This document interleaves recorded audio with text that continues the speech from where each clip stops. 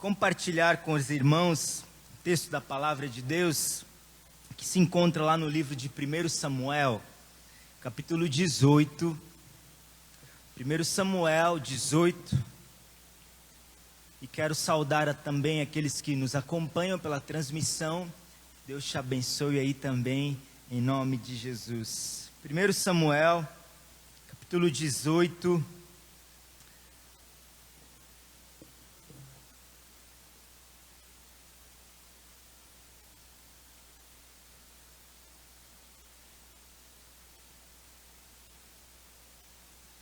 Nós ministramos esse texto lá na Igreja da Vida, numa série que nós estávamos pregando, a respeito do tema anti-medo.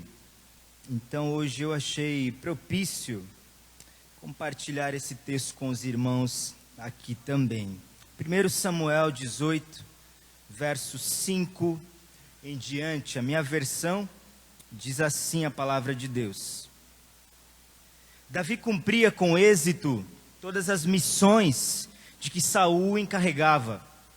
Então Saul lhe deu uma posição de comando no exército, o que agradou tanto ao povo como aos oficiais de Saul. Quando o exército israelita regressou vitorioso, depois que Davi matou o gigante filisteu, mulheres de todas as cidades saíram ao encontro do rei Saul. Cantavam e dançavam de alegria, com tamborins e símbolos. Esta era a canção: Saul matou milhares e Davi dezenas de milhares. Saul ficou indignado com essas palavras. O que é isso? Disse ele. Atribuem a Davi dezenas de milhares e a mim apenas milhares. Só falta o declararem rei. Daquele momento em diante, Saul começou a olhar para Davi com suspeita. No dia seguinte, um espírito maligno enviado por Deus se apoderou de Saul. E ele começou a delirar em sua casa, como se fosse louco. Davi tocava harpa, como fazia todos os dias. Mas Saul tinha uma lança na mão, e de repente atirou-a contra Davi com a intenção de encravá-lo na parede. Davi, porém, escapou 2 vezes. Saul tinha medo de Davi, pois o Senhor o havia abandonado e agora estava com Davi. Por fim, Saul o afastou de sua presença e o nomeou comandante de 1000 soldados. E Davi conduzia as tropas vitoriosamente nas batalhas. Davi continuou a ter êxito em tudo o que fazia, pois o Senhor estava com ele. Quando Saul viu isso, teve ainda mais medo. Mas todo Israel e todo Judá amavam Davi, porque ele conduzia as tropas vitoriosamente. Palavra do Senhor. Amém.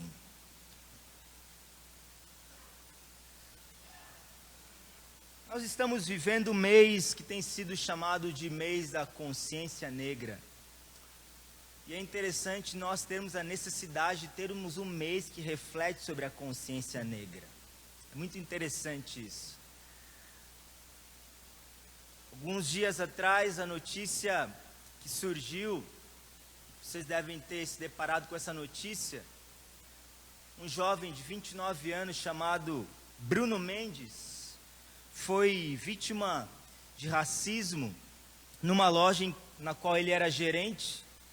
Uma mulher, ao descobrir que ele era o gerente da loja, ficou perplexa. E pasmem para as palavras dessa mulher. A mulher diz, abre aspas: como uma loja tão grande pode ter um negro como gerente? Fecha aspas. Fazendo aquele jovem chorar.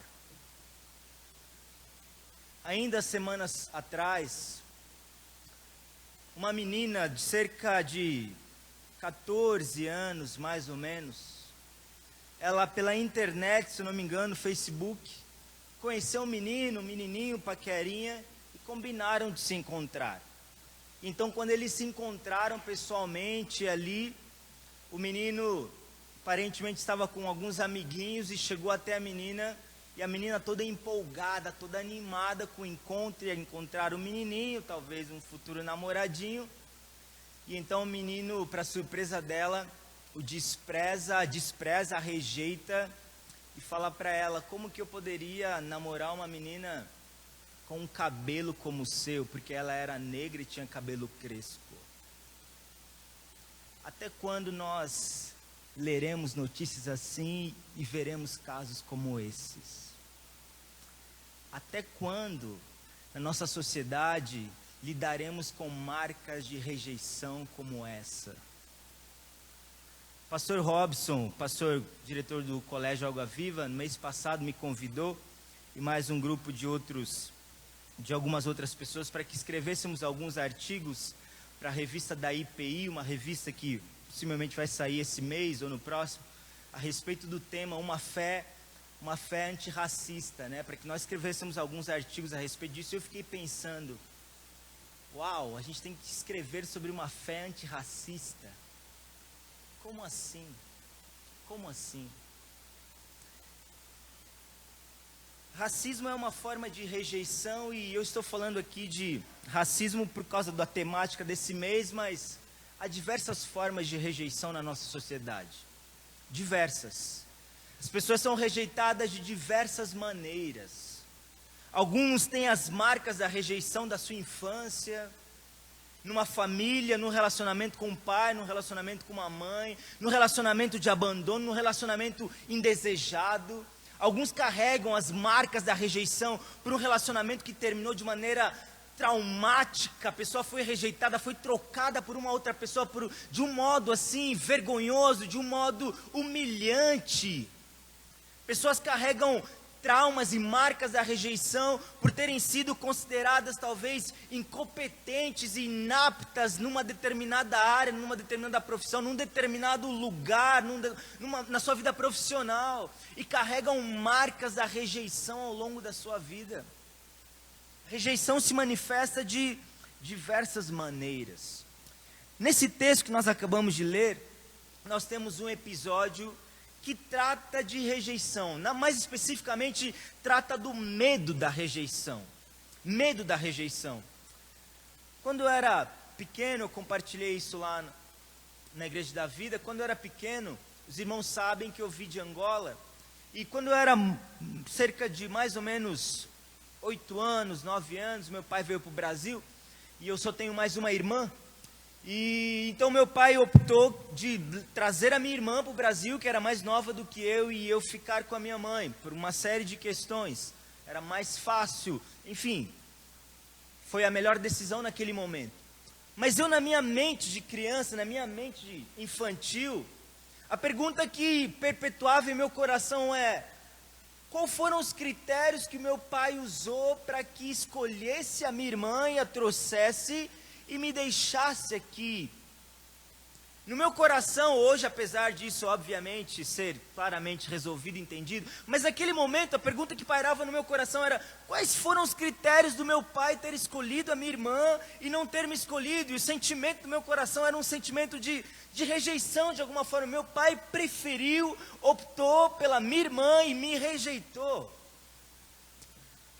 E levou-se algum tempo para que Deus tratasse isso no meu coração. Então, olhando para esse texto, especificamente, eu quero pensar com os irmãos a respeito desse tema, sem medo da rejeição. Primeiro, eu quero mostrar os resultados desse sentimento de rejeição no coração e na vida de uma pessoa. E depois, como a gente lida, qual é a cura para esse sentimento de rejeição no coração de alguém. O centro do texto que nós estamos lendo, se você percebeu na sua Bíblia, nessa narrativa, o versículo-chave que norteia toda essa narrativa é o verso 12, quando diz: Saul tinha medo de Davi, pois o Senhor o havia abandonado e agora estava com Davi. Esse é o versículo chave do texto que norteia toda essa narrativa e desencadeia tudo que é descrito aqui. Para a compreensão desse texto, esse versículo é chave. Então, por causa desse versículo, por causa dessa palavra, tudo que nós vemos nesse texto é o resultado disso. Aparentemente, se você olhar para esse texto depressa, com certa velocidade de atenção, você vai olhar para Saul e pensar que é um rei louco, é um rei doido, que, né, assim, tá pirado, mas não é. As atitudes dele, tudo que ele faz, é desdobramento desse versículo. Todo o comportamento dele é desdobramento desse sentimento de rejeição no coração dele. Então, primeiro, quais são os resultados desse sentimento de rejeição? A primeira manifestação, a primeira marca que aparece no nosso texto aqui de maneira muito evidente, é os ciúmes. Veja comigo o verso 6 e 8. É quando diz: quando o exército israelita regressou vitorioso, depois que Davi matou o gigante filisteu, mulheres de todas as cidades saíram ao encontro do rei Saul, cantavam e dançavam de alegria, com tamborins e símbolos. Esta era a canção: Saul matou milhares, Davi dezenas de milhares. Saul ficou indignado com essas palavras. O que é isso? Disse ele. Atribuem a Davi dezenas de milhares e a mim apenas milhares, só falta o declararem rei. Davi era alguém extremamente bem sucedido nas campanhas militares, nas quais ele estava empenhado, nas quais ele fazia participação como líder do exército. Em todas as campanhas militares que Davi ia, ele tinha sucesso, ele tinha vitórias. E essas vitórias começaram a repercutir, a fama de Davi começou a se espalhar de alguma forma. E um belo dia, numa dessas campanhas que Davi estava voltando vitorioso, as pessoas começaram a cantar, as mulheres, como era normal em Israel, começaram a cantar a respeito das vitórias de Davi. E diziam que Saul matou milhares, mas Davi matou dezenas de milhares. Isso é, Davi matou muito mais, Davi teve muito mais êxito, Davi teve muito mais sucesso do que Saul. Esse resultado, essa música, essa aclamação em relação a Davi, gera no coração de Saul indignação, gera no coração de Saul um certo ciúme, gera no coração de Saul esse sentimento que nós conhecemos tão bem. Esse carisma, esse conhecimento, essa fama de Davi, cria no coração de Saul esse sentimento de que os meus resultados estão sendo postos como menores, inferiores aos resultados de Davi. Logo, eles estão me considerando inferior a Davi, Davi superior a mim. E o coração dele, então, é tomado de ciúme. Ele sente que, de algum modo, ele será anulado. Esse medo toma conta do coração dele. Ele será trocado, ele será esquecido, ele será substituído. Ele diz: só falta o declararem rei. É isso que falta para eles. Esse tipo de ciúme é essa manifestação desse sentimento de inferioridade, esse medo de ser anulado, esse medo de ser substituído, esse medo de ser trocado, de ser ofuscado de alguma forma. Mas a segunda marca que esse sentimento de inferioridade causa em Saul e que se manifesta, você vai perceber uma progressão. A segunda marca que se manifesta é a desconfiança. Veja comigo o que diz o verso 9. Verso 9 diz: daquele momento em diante, Saul começou a olhar para Davi com suspeita. Com suspeita. A progressão, o próximo degrau do ciúme é a suspeita. Davi se torna um alvo de suspeita para Saul. Ele se torna desconfiado de Saul. Desconfiado de Davi, perdão. Todo movimento de Davi se torna um movimento de desconfiança. O texto é impressionante porque tem um episódio que nós estamos lendo aqui, Davi está tocando harpa. Gente, existe algo mais tranquilizante, mais pacífico, algo mais, digamos assim, zen do que tocar harpa? Você já teve a oportunidade de ver alguém tocando harpa? Já ouviu harpa, som de harpa? Dá sono, harpa é tranquilo, gente. Davi está tocando harpa. Mas o tocar harpa no coração de Saul é mal visto. Olha que coisa maluca. O tocar harpa para Saul assim, é algo que por trás desse tocar harpa, eu imagino, Davi tem alguma intenção. Por que ele está tocando essa harpa desse jeito, tão legal, tão bom assim? Ele está querendo aparecer, alguma coisa ele tem. Ele está querendo alguma coisa, está querendo se mostrar, como a gente diz. Por que ele está tocando essa harpa desse? O olhar de Saul está adoecido pela desconfiança. E muitas das desconfianças das pessoas, às vezes sim, nós temos razão para desconfiar, mas às vezes a desconfiança é fruto desse olhar adoecido. Desse olhar que foi adoecido pelo ciúme, pela rejeição. Então, tudo passa a ser alvo de desconfiança, tudo passa a ser alvo de suspeita. É isso que El representa e está manifestando aqui no olhar de Saul. É um olhar adoecido pela desconfiança. Esse tipo de situação, esse tipo de sentimento, faz com que a gente não acredite mais nas pessoas. Faz com que a gente desconfie de todas as pessoas. A gente não acredita na transformação das pessoas. A gente não acredita que as pessoas podem mudar. A gente se torna pessimista em relação às pessoas. Suspeita de tudo e de todos. Eu estava fazendo mudança esses dias. E o menino que foi fazer a vistoria lá no nosso apartamento, que acabei até fazendo uma amizade com ele, estava lá fazendo a vistoria, a gente começou a conversar, começou a bater papo. E ele começou a me contar que ele tinha conhecido uma moça nova e estava namorando, estava naquela primeira fase do namoro. Ele falou, eu estou naquela fase do jogo do amor. Eu falei, como assim jogo do amor? Como funciona esse jogo do amor? Ele falou, é aquela fase assim que você manda mensagem, mas você não se abre totalmente, porque você não quer dar o braço a torcer, sabe assim? Você manda meio que para testar, assim. Então você manda, eu te amo, só assim. Se a pessoa responde eu também, você já fica meio assim. Você manda um coração, e de repente a pessoa não manda nada. Então você fica nessa fase de testar. De repente, se a pessoa demora 2 horas para responder, você olha que você vê no visor que ela respondeu, mas você vou dar uma de difícil. Vou responder daqui a 3 horas. Eu estou nessa fase do jogo do amor e tal, ele falando. Eu falei, uau, interessante. Fale-me mais sobre isso. E a gente começou a conversar. Ele falou, não, é que eu não quero me abrir completamente, né, assim, porque eu não sei se vai dar certo. E eu comecei a cavar, até que ele contou que ele tinha passado por uma relação anterior traumática, ele tinha sido traído pela namorada com um melhor amigo dele, assim. E aí ele ficou extremamente traumatizado e o coração dele se tornou completamente desconfiado. Então a namorada ia pular de bungee jump um belo dia, ia com a avó e com as amigas. Mas ele estava desconfiado e ele tinha medo de pular, mas ele fez e ele foi lá também, só para ficar olhando por causa da desconfiança do coração dele. Por causa desse sentimento de rejeição, essa desconfiança, o olhar fica desconfiado. Cria essa vida de julgamento, de patrulhamento das intenções, cria essa acusação e produz o patrulhamento da vida dos outros por causa do olhar desconfiado. Terceira marca que se manifesta nesse sentimento que nós vemos na vida de Davi, da vida de Saul, é a ira. Diz o texto, verso 10 e verso 11. No dia seguinte, Davi tocava a harpa, como fazia todos os dias, mas Saul tinha uma lança na mão. E de repente, atirou contra Davi com a intenção de encravá-lo na parede. Davi, porém, escapou por 2 vezes. Saul queria matar Davi. Saul queria destruir a vida de Davi. A ira tomou tanto conta do coração dele que ele queria fazer mal para Davi.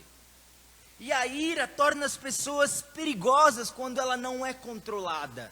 A ira é essa coisa que torna as pessoas imprevisíveis. No momento está tudo tranquilo, no momento está tudo em paz e de repente o tempo vira, de repente o jogo muda, de repente você se vê no meio de uma guerra e você nem sabe como que aquilo começou. Quando começou você se vê no meio de um tiroteio e você não sabe como lidar com aquilo. Pessoas iradas são imprevisíveis. O medo da rejeição gera esse desgoverno emocional, esse descontrole. Saul é escravo das suas emoções, ele não consegue se controlar, não consegue manter as suas emoções em ordem.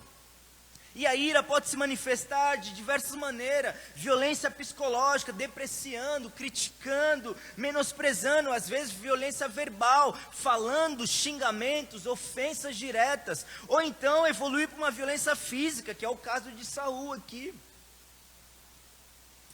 Pessoas com esse sentimento de rejeição podem se tornar extremamente violentas, podem se tornar extremamente agressivas por causa desse medo da rejeição, a insegurança da rejeição, essa ameaça torna as pessoas assim. E hoje, talvez as pessoas não lancem lanças físicas sobre as pessoas, mas basta você entrar nas redes sociais para você ver as lanças que as pessoas lançam umas contra as outras, nas redes sociais. Eu tava vendo o post de um cara que eu acompanho na internet. Ele postou um vídeo dele.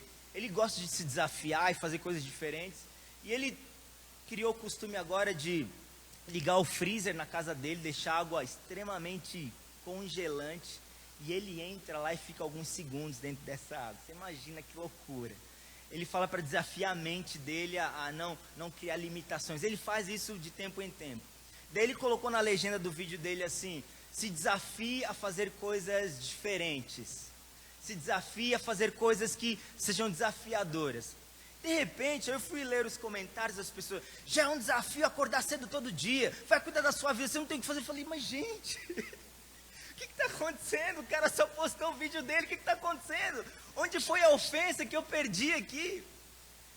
As pessoas estão assim, gente, a nossa sociedade está assim, intolerante, pessoas assim iradas, pessoas cancelando as outras por discordarem de opiniões políticas às vezes.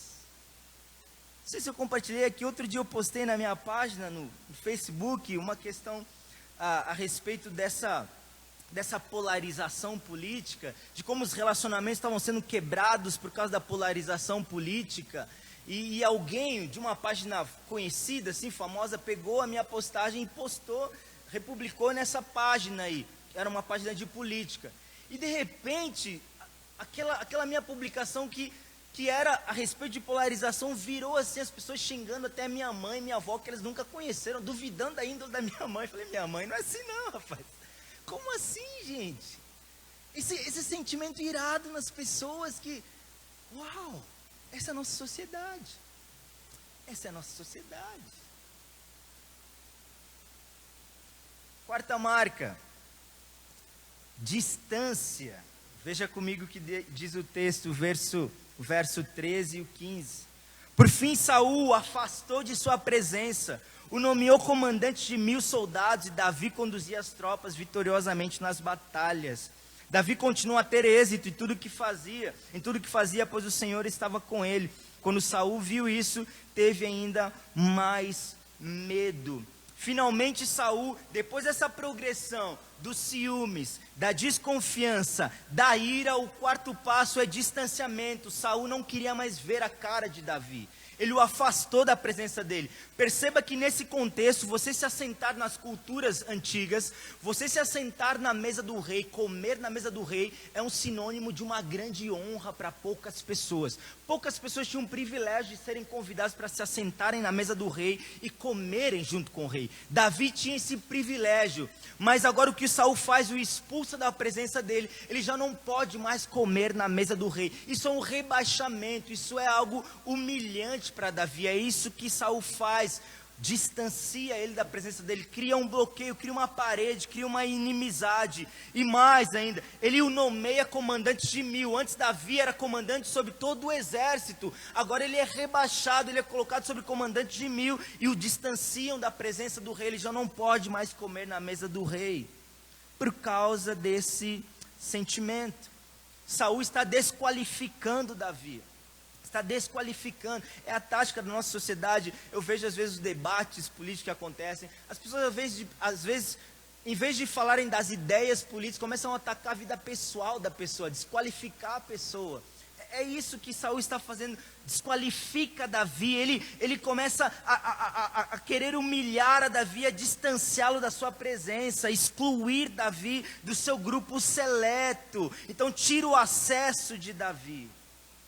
Então nós vimos que primeira progressão desse sentimento de rejeição foi os ciúmes, depois avança para a desconfiança, depois avança para a ira, essa ira se torna violenta e depois finalmente se distancia, cria inimizade com Davi.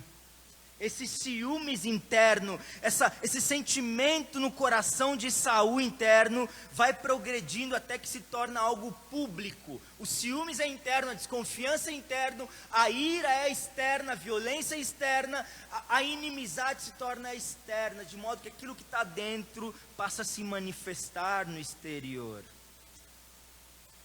Ficou evidente para todo mundo que Saul tinha um problema com Davi. Ficou evidente que Saul fez como que uma postagem pública na página do governo: a partir de agora Davi já não tem mais esse acesso, ele está sendo rebaixado.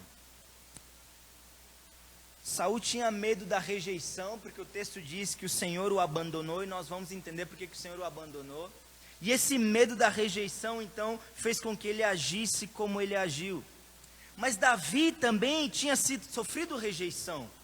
Davi foi rejeitado pelo seu pai, se a gente olhar para a história dele, quando Samuel vai na casa de Jessé, o pai de Davi, para escolher um dos filhos para ser rei. O pai de Davi traz todos os filhos e não traz Davi. Deus então fala: não é nenhum deles. O pai dele nem se lembrou de Davi. Quando Samuel fala: não tem mais ninguém, ele fala: tem o outro lá que é Davi, manda trazê-lo. O pai dele não o considera. Quando ele vai para a batalha, antes dele lutar contra Golias, os irmãos dele o rejeitam, falam: você gosta de aparecer, você vai lutar com Golias? Quem é você, Davi?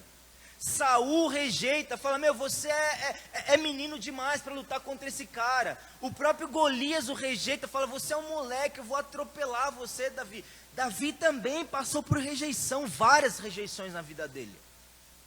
Mas a pergunta é: como que Davi supera isso? Por que Davi é diferente de Saul?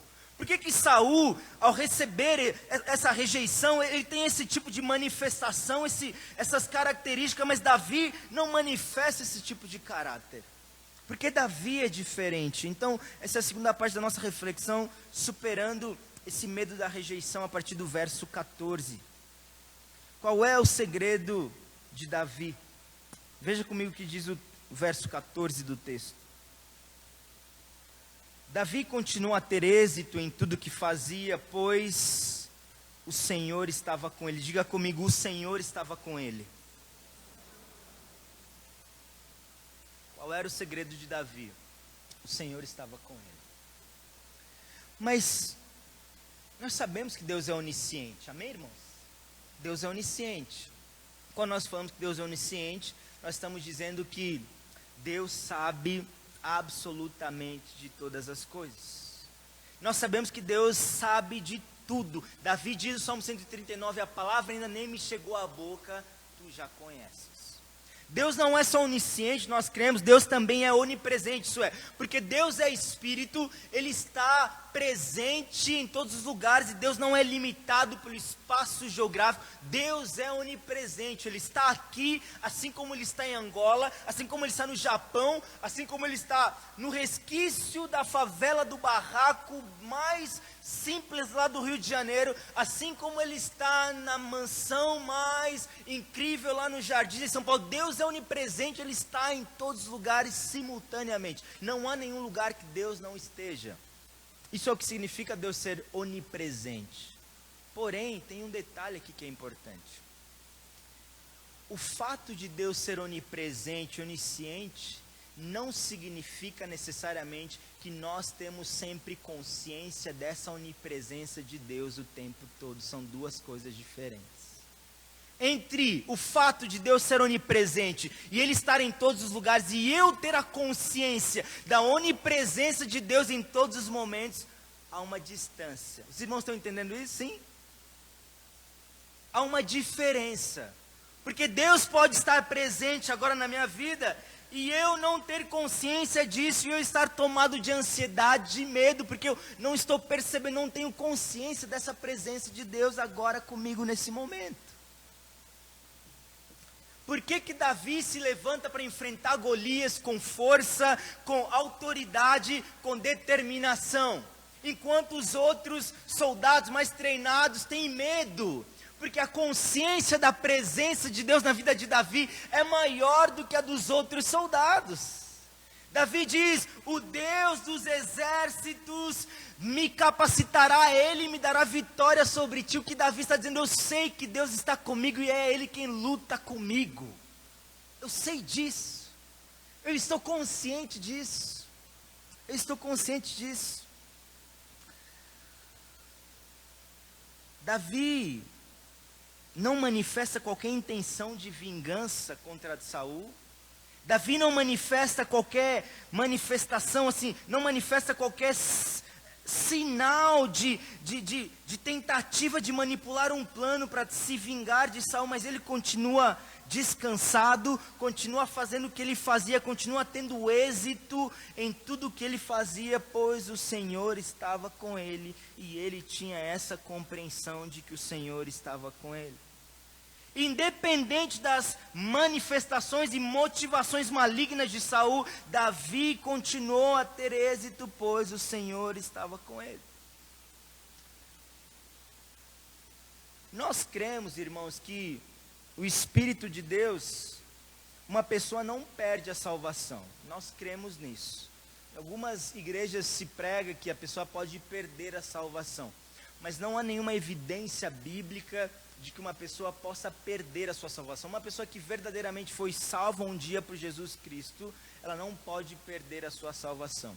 Mas alguém muito atento e ligado no texto poderia dizer: mas o texto diz que o Espírito Santo, o Espírito de Deus abandonou Davi. Deus abandonou Saul. Se a gente não pode perder a salvação, então como que Deus abandona Saul? Ok, no Antigo Testamento havia pelo menos duas maneiras de Deus se manifestar na vida de alguém. Deus poderia se manifestar na vida de alguém para capacitá-lo para um ofício, para um trabalho específico, seja como profeta, seja como sacerdote, ou seja como rei. Então Deus derramava o seu Espírito para capacitá-lo para aquele ofício, para aquela função, mas isso não significava necessariamente que essa pessoa era convertida, não necessariamente. Ou então a outra maneira de Deus se manifestar é Deus de fato converter uma pessoa e ela ser transformada de dentro para fora. Então o caso de Saul é um caso de alguém que recebeu a capacitação do Espírito para o ofício que ele ia desempenhar, que era ser rei, mas isso não significa que ele era convertido. O resultado e a prova disso é que ele termina a vida dele completamente longe de Deus. Se alguém que verdadeiramente foi salvo por Deus, recebeu o Espírito Santo, a Bíblia nos garante, Jesus diz que ele jamais será jogado fora, ele jamais será rejeitado por Deus. Ainda que essa pessoa esteja longe dos caminhos de Deus, ela um dia voltará, um dia ela se arrependerá, o Espírito Santo convencerá, ela voltará para os caminhos de Deus. Mas se alguém abandonou definitivamente os caminhos de Deus e apostatou, essa só é a prova de que ela de fato não era convertida, não tinha o Espírito Santo habitando no coração dela. Mas eu estou dizendo isso para dizer que a presença do Espírito Santo na vida de alguém vai manifestar a melhor versão daquilo que nós podemos ser, isso é, mais parecidos com Jesus. Mas a falta da presença do Espírito Santo na vida de alguém também vai manifestar a pior versão do que o ser humano pode ser, que é isso que nós estamos vendo aqui em Saul. Saul se torna um monstro, por quê? Por causa da falta da ação do Espírito Santo no coração dele. Falta da ação no coração dele. Deus pode habitar e Deus habita igualmente. Eu queria que você prestasse muita atenção nisso, é muito importante. Deus habita de igual modo no coração de cada crente. Se um dia você aceitou, você recebeu a Cristo no seu coração, o Espírito Santo habita no seu coração. Efésios 1, 13, 14 vai dizer que o Espírito Santo é como um selo em nosso coração de garantia. Isso é, nós fomos selados pelo Espírito Santo e nada pode arrancar esse selo do nosso coração. O Espírito Santo habita em nós. Agora, a consciência, a influência da ação do Espírito Santo na vida de alguém é muito diferente na vida de uma pessoa e na vida de outra pessoa. É muito diferente. A presença do Espírito Santo não muda, porque o Espírito Santo não vem só o braço habitar, ele habita só o braço na vida do fulano, na vida do fulano é o cabeça do Espírito Santo que habita, não tem isso, o Espírito Santo é uma pessoa, ele habita inteiro na nossa vida, mas a influência dele na nossa vida muda de acordo com o relacionamento que nós cultivamos com ele, isso é muito diferente. E por que isso é importante? Porque o cultivo do relacionamento com o Espírito Santo é por meio da oração diária, irmãos. É por meio de um relacionamento diário. Como nós resistimos aos ataques malignos e aos ataques que, de alguma maneira, estamos sempre cercados ao longo da nossa vida, se nós não cultivamos uma vida de comunhão e de oração e de relacionamento com o Espírito Santo. Se nós não cultivamos isso, nós não resistiremos a esses ataques. Mas como a gente supera, como a gente lida com essa rejeição? Primeiro, então, é a gente cultivar um relacionamento com o Espírito Santo. Mas segundo, primeiro é cultivar essa consciência do Espírito Santo. Mas segundo, é apropriar-se da nossa identidade em Deus. E se de tudo que eu falei até agora, você não guardou nada, não reteu nada, esse aqui é o centro de tudo que nós vamos falar aqui. Esse texto mostra duas linhagens. A linhagem de Saul e a linhagem de Davi. A linhagem de Saul é a linhagem da rebeldia, é a linhagem da inveja, é a linhagem da perseguição dos escolhidos de Deus. A linhagem de Saul é a linhagem maligna, é a linhagem que vive para a sua própria glória. Quando você olha para a vida de Saul, te lembra várias outras histórias de personagens bíblicos. Quando você olha para o comportamento de Saul, você se lembra do comportamento de Caim contra Abel.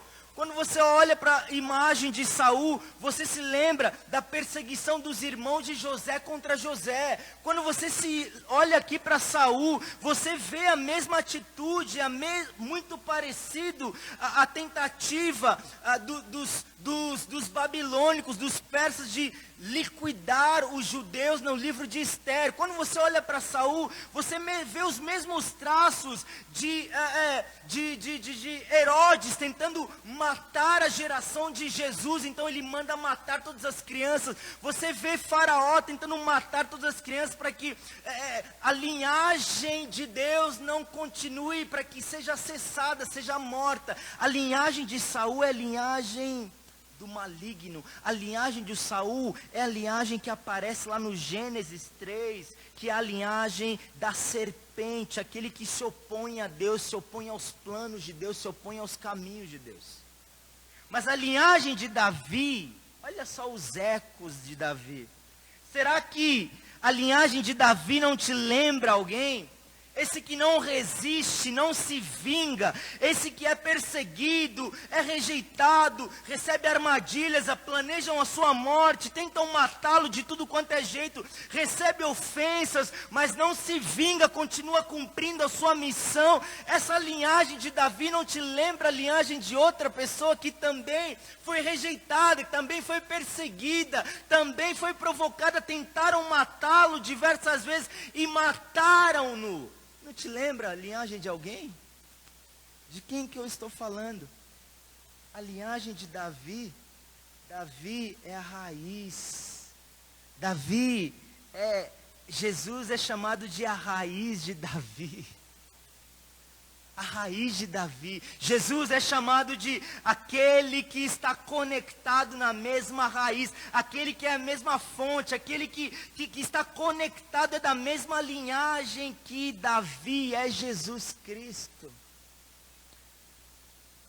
É Davi que é descendente de Jesus, porque Jesus veio primeiro. É Davi que está anunciando outro que virá após ele, que também será perseguido, também será rejeitado, mas que esse, apesar de ser rejeitado, vai conquistar a nossa vida, vai conquistar a morte. Apesar de toda a rejeição, ele vai vencer em nome do Pai que o enviou. Davi está apontando para outro. Davi não está apontando para ele mesmo, Davi está apontando para Jesus. Nós temos duas linhagens, então, a linhagem de Davi e a linhagem de Saul. A linhagem de Saul é a linhagem rejeitada da serpente. A linhagem de Davi é a linhagem que aponta para Cristo, que foi prometido em Gênesis 3, que é o descendente da mulher que esmagaria a cabeça da serpente. Agora deixa-me te dizer algo. Qual é a linhagem que você faz parte?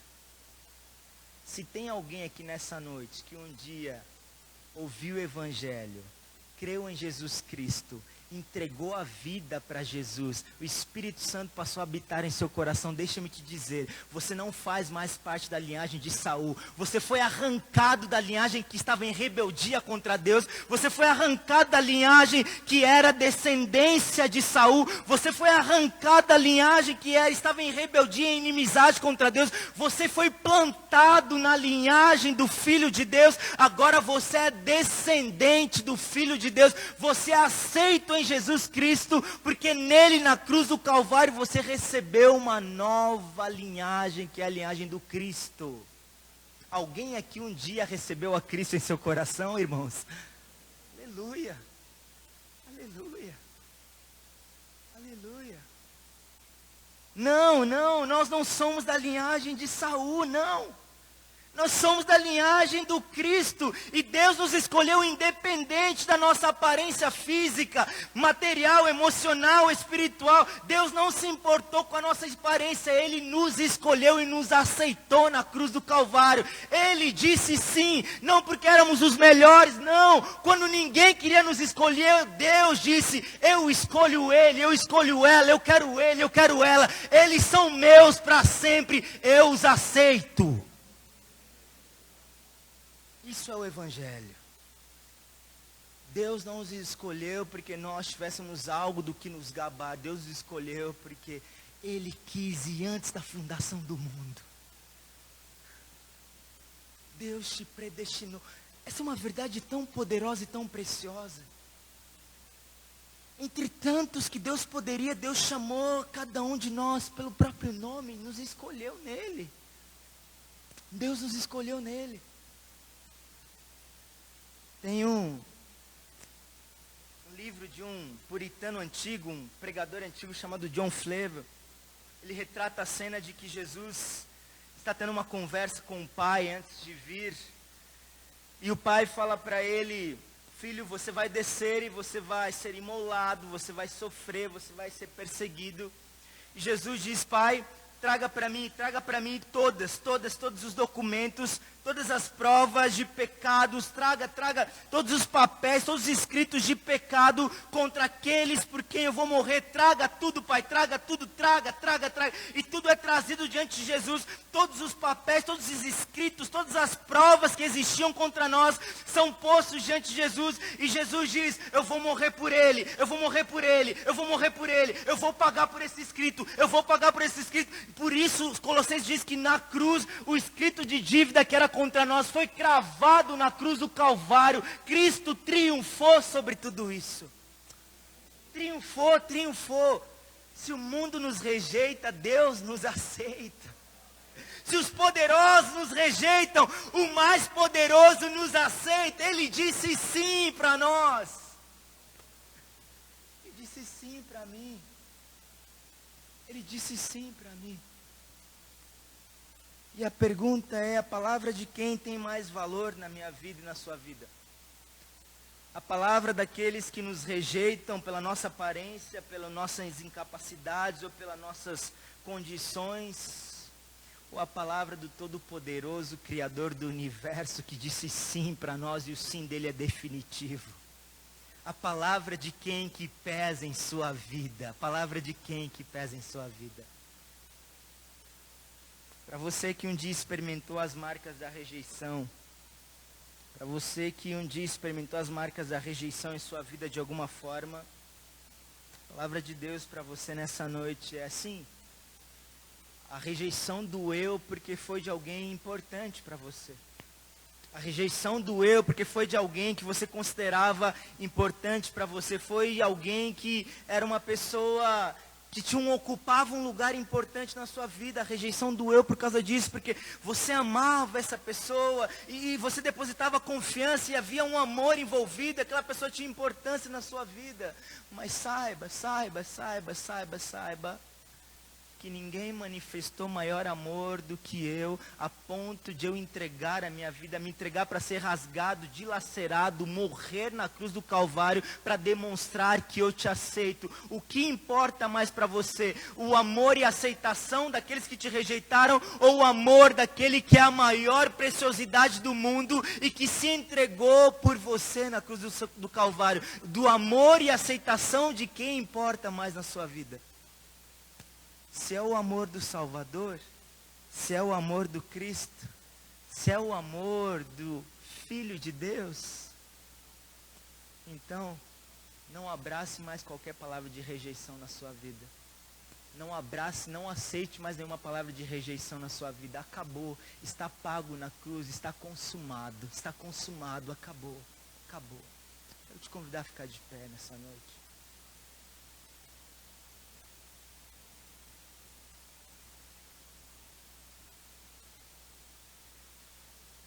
Só o que diz esse texto. João capítulo 6. João capítulo 6, Jesus falando. Ele diz assim: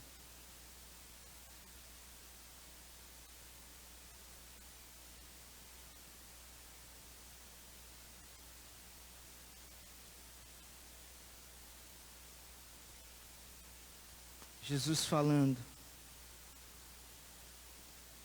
contudo, aqueles que o Pai me dá, virão a mim, e eu jamais os rejeitarei.